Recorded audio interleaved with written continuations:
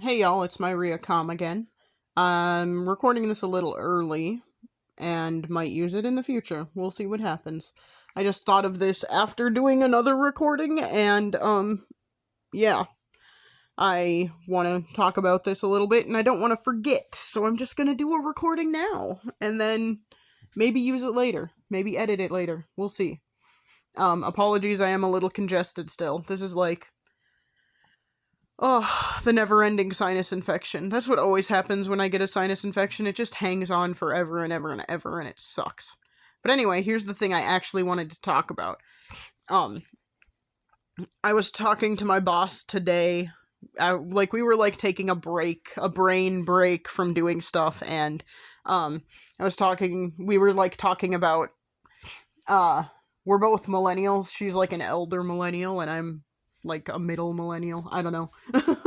It's a thing. But anyway, we were just kind of talking about how millennials are kind of I'm not going to say that every generation hasn't had things difficult, but statistically speaking, things are very difficult for millennials compared to prior generations. So, ta-da, whatever. Fight me on that if you want, I don't care. Statistically speaking, it is true, so I'm just gonna go with that. You can look it up if you want, or if you really don't believe me, you can ask me for more evidence, and I can look up some more evidence, whatever. Anyway, we were talking about that, and, she brought up, yeah, millennials are the highest, best educated, but, most underpaid, or something like that. I don't remember the exact phrasing she used, but it was something like that. And, I was yeah, it's kind of interesting. I was thinking about this the other day, and out of, my siblings, I have the highest education, but I am making the least amount right now. And, it's just kind of a wild thing to think of, because I'm not saying my siblings don't work hard. They very obviously do. My sister especially works very, very hard. My brother works pretty hard. I mean, I'm kind of you're a general manager of a store. I don't know how hard you're actually working, but whatever. It's a whole thing. I'm sure he works hard. Sorry, it's a whole thing. My sister definitely works hard. I see her working hard. I watch her do it. I am aware that she barely ever takes time off. She's always working. She's always thinking about work, and that's just kind of what happens when you run your own business, and she has two of them, so I get it. But, I'm not saying that they don't work hard. What I am saying is, I have the highest level of education in my entire immediate family, and I make the least amount of money. And that's just kind of saying something. Now, you could say, oh, well, you got degrees in the humanities and those don't matter, which is not true. The humanities matter. Our society is just really freaking dumb. We should value the humanities more as a society, and I'm not saying that means the humanities are more important than STEM, for example, but they are important still, and pretending they're not is just stupid. I'm sorry, again, fight me on that if you want. You would be wrong. We wouldn't be in a lot of the problems that we are in if people cared about the humanities more and paid attention to the humanities more. And stopped saying that they weren't important, and stopped acting like anyone can do that, so who cares? Or why does anyone need to do that when we can just have technology do it for us? Technology can't do humanities stuff. It just can't. Not really. It can fake it, but it can't really do it. So, whatever. Anyway, it's a whole thing. If you really want me to talk about that more, I can talk about that more. Just leave a comment and let me know. You want me to rant about that more, I can do it. But anyway, my whole point being that, because I haven't gotten to the actual point yet. I tend to ramble. Sorry if you couldn't tell. It's because I don't actually talk to people in reality, and I use these recordings to talk to people, but I'm just talking to myself, and I get into circular things. Anyway, but so I was, saying that to my boss, that, yeah, it's true, millennials have it the hardest. Millennials are the highest educated and most underpaid, whatever the phrases she used. And then I, pointed out that, yeah, I have the highest education in my immediate family and I make the least amount of money. It is definitely, that is a fact, just in my immediate family. And then I had to point out, like, part of that is because I made mistakes and I kind of like screwed myself by making bad choices that have led to me not being where I should be in life. And then she did the thing that everyone seems to do. And it seemed like, I know that it's meant to like make me feel better, but it doesn't actually make me feel better. But she did the thing where she's like, I think you're too hard on yourself. Everyone makes mistakes in life, and that doesn't mean that you're like stuck. And I really dislike when people do that. I know I've talked about this before when I, like, in relation to a conversation with another coworker. But, you can be stuck in life, and you can be stuck without any practical way out of it. That is a reality that exists. And it's a reality that exists for some people out there. And it's a reality that exists for me, in my opinion. Because it's not just about me doing things to get myself out of it. It's about the universe lining up in a way to make that possible. It's on other people making the choice to give me a chance when I apply for jobs, for example. I can apply and continue applying and continue interviewing until I'm blue in the face. It won't make a difference if other people do not decide that I am worth taking a chance on.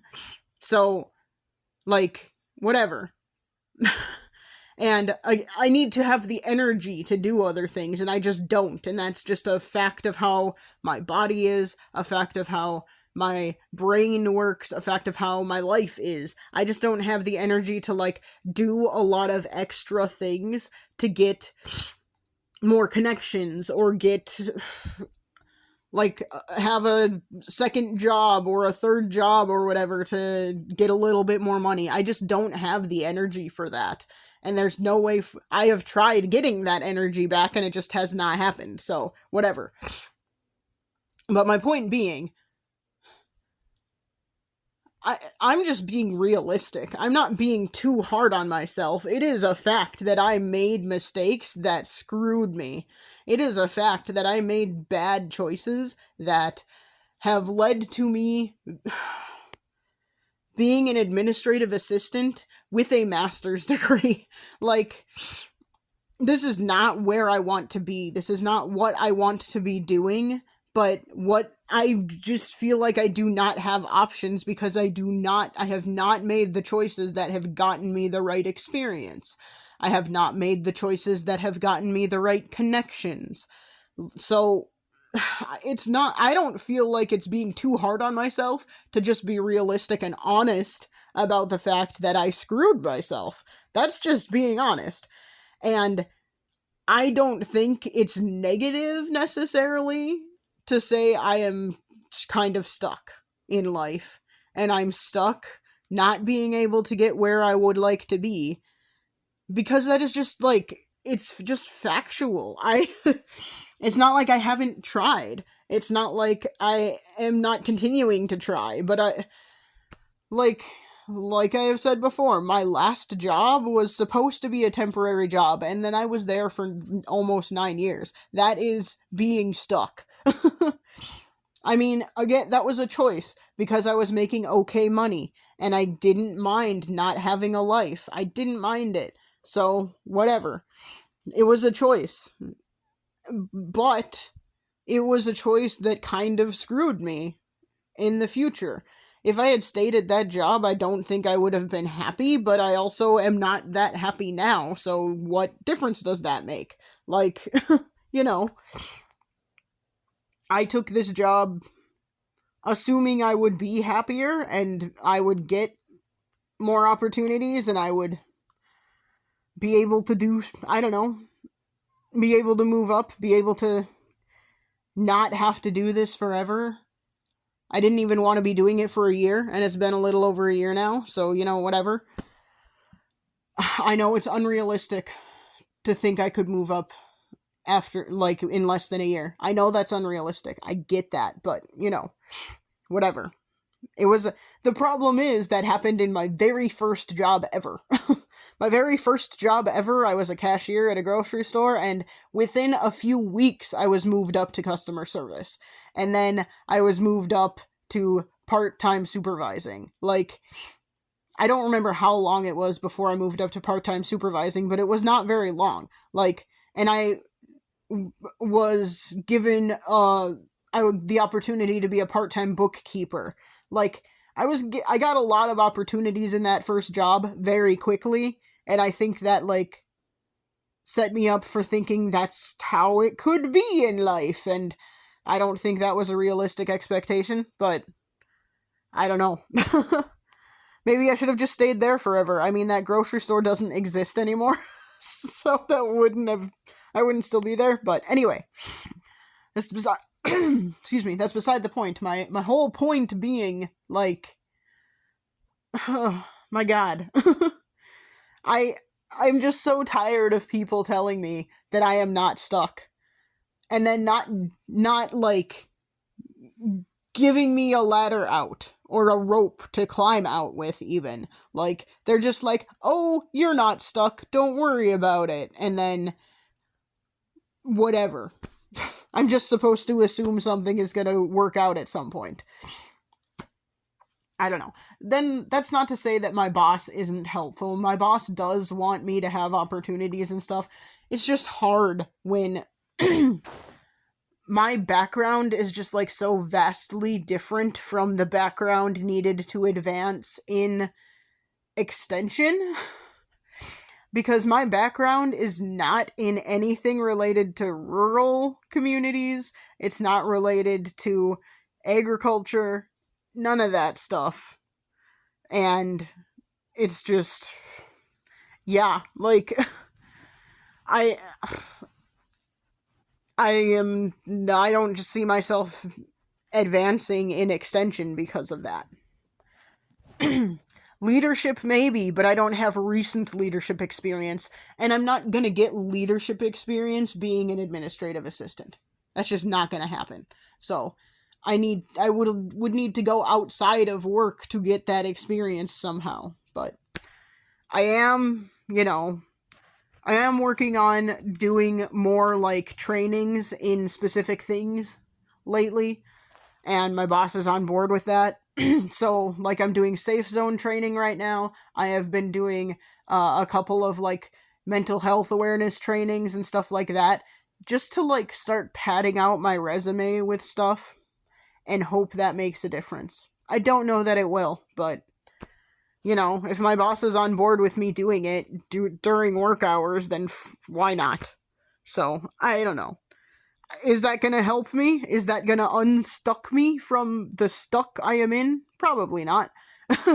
I'm just being realistic about that, though. Like, that's just the way things are right now. So, yeah, I don't know. Anyway, just wanted to make what I was hoping was going to be a short recording about how annoying it is when people, first of all, tell me I'm too hard on myself when I'm realistic about the fact that I screwed myself, and how annoying it is when people tell me I am not stuck, and then do nothing to help me out of it. Again, my boss wants to help, and theoretically is sometimes doing stuff to help, but, like, I don't know. It's whatever. It's a whole thing. But yeah, this was a lot longer than I anticipated. I will actually try and edit this one, but if I do not, I am gonna take that out. Haha. Which would involve editing. Oh no, what a conundrum. Anyway, if you listened to this apparently much longer than anticipated rant, discussion, I'm gonna call it a discussion. It wasn't really a rant, it was more of a discussion about being stuck and having screwed myself, and how my own decisions kind of put me in a place of being stuck, and the reality of that situation. If you listened, I appreciate that. Like I said, if you really, really disagree with me on any of the stuff I said at the beginning, the things I stated as fact that I did not back up with any actual support. Um, I know the support exists, so if you don't believe me and you want to complain about it in the comments, I will give you support. I'll give you evidence. But yeah, thanks for listening. This has been my Riacom, ranting about life and stuff, and ranting about situations, and talking about how I have made mistakes and I feel stuck now. And have felt stuck for like a decade. But yeah. Anyway, thanks for listening, and I will chat at you again soon. Bye.